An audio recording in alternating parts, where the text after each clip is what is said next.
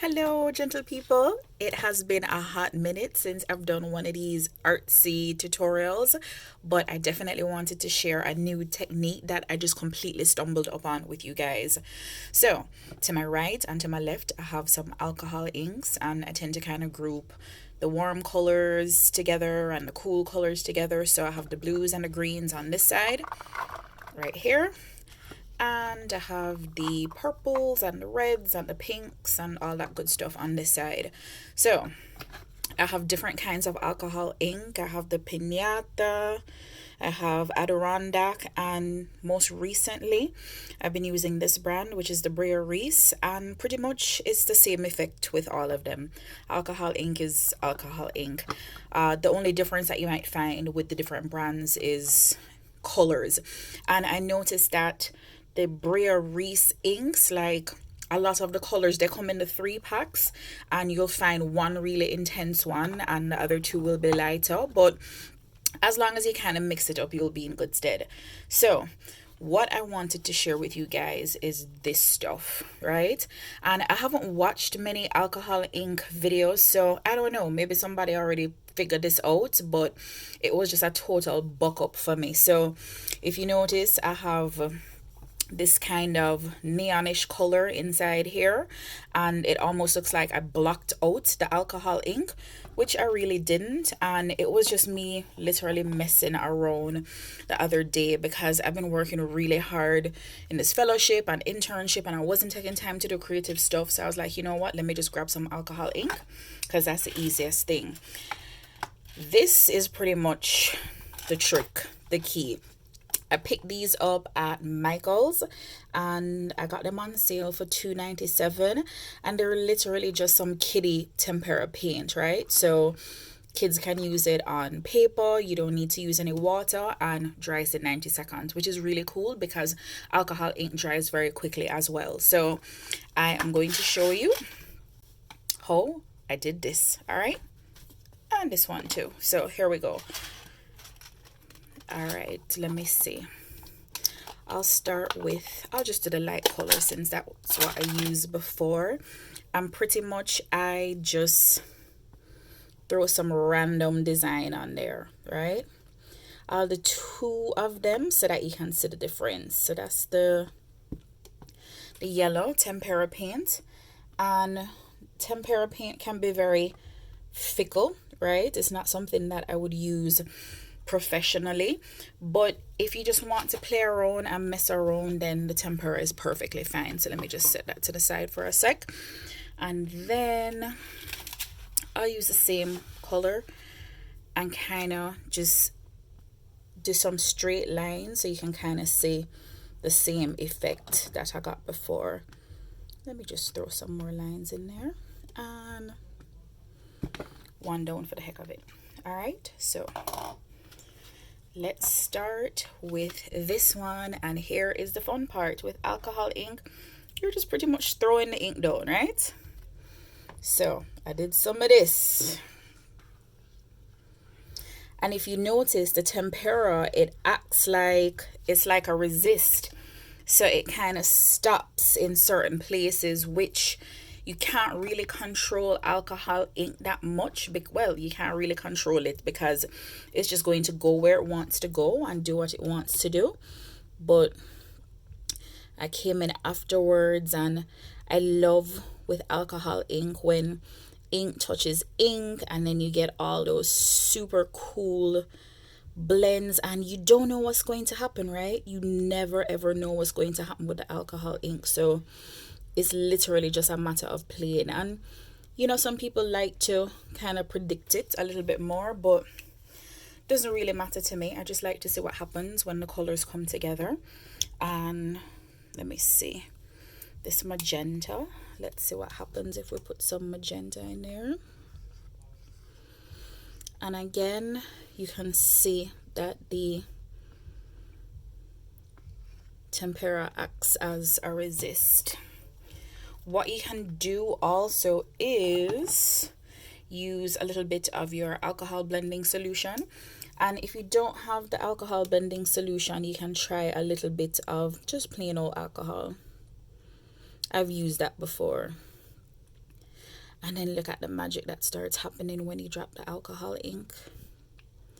So here's the deal. This is still going to keep moving. All right, so I'm going to set it to, look at that. I love it. I dig it. It's so much fun. Alcohol ink is so much fun. Oh, I forgot to tell you, make sure that wherever you're working is well ventilated and air is circulating, because alcohol ink is alcohol, right? So the other thing that some people do, crikey, I only have my good brushes. Darn.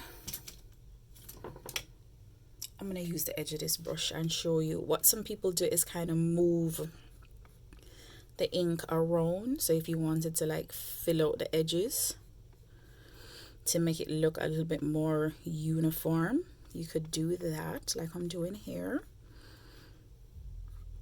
Things will start to kind of mix up too, which will always give you some cool effects. And then you notice everywhere the tempera is, like nothing's going to happen. But like I said, this is not the end of it. Like you'll put this to the side and come back later and notice that like things have started happening that you could not anticipate. That's one of the cool things about alcohol ink. All right, so there's that first one. Oh wait, let me just kind of smush some right here. So we will leave that. Move that to the side. All right, and let us do this one now. So let me start with the magenta. Oh my goodness, I love magenta. In watercolor, this is what you'd call upper rose. So instead of like running it all over the place like I did the last time here, I'm going to come in between the tempera, so it's not going to cross over the lines as, oh well, yeah, I just did the complete opposite of what I said a while ago. I was trying not to make it get too much on the lines right there. And what else shall we use? Ooh, this one is harder to close because it has like a little pointy thing up in the cap. You see me making a royal mess. Some people like to use gloves because alcohol ink will get all over your hands. All right, let me just put a little bit of this here. What color is this? This is blush, something I never use. I'm not really a makeup person. Once in a while, or when I have to. So you see what's happening there? Woo! It looks like flowers. Look at that. Isn't that pretty? I think composition wise, I could do some more dark right there. So I'll probably do that. And again, you want to try to get the ink in the places where the colors meet. Right? Oh wait, I didn't put any here. Because that's the magic with the alcohol ink, right? You have these really amazing interactions. Let me just kind of fiddle with this here. Because I like when it comes all the way up to the edge. It's like a little border. But you do what you want. You do whatever makes you happy, right? Should I throw some purple in there? What the heck? We're just playing. Let's do it. Booyah. There we go. Magic. Alcohol inks are so much fun, and like literally I'm not trying to make a masterpiece. I am just having a good old time. You'll get so lost in doing this stuff. So that is pretty much it. You definitely want to protect your workspace like I have here, because you see the royal mess that you can make. So let me scoot these out the way so that you can see the end product for both. Wait, let me scoot some more. All right, so there we go, there and there. Do you think I should put some of the alcohol on here? Let's do it. Let's do it. See what happens. Woo! Here we go. All right, it's on, popping. I dig it. Oh, let's put some more on here. Should I have done that? Oh, I guess we'll find out. And I think I have an idea for what I'm going to do with these. I did a couple of them. I am not feeling this one. This one is not looking too cute. Let me do some things. I probably just ruined it, but you get the idea. You get the gist of it. Obviously, I prefer this one. I was trying to... Okay, all right. Let me just do that.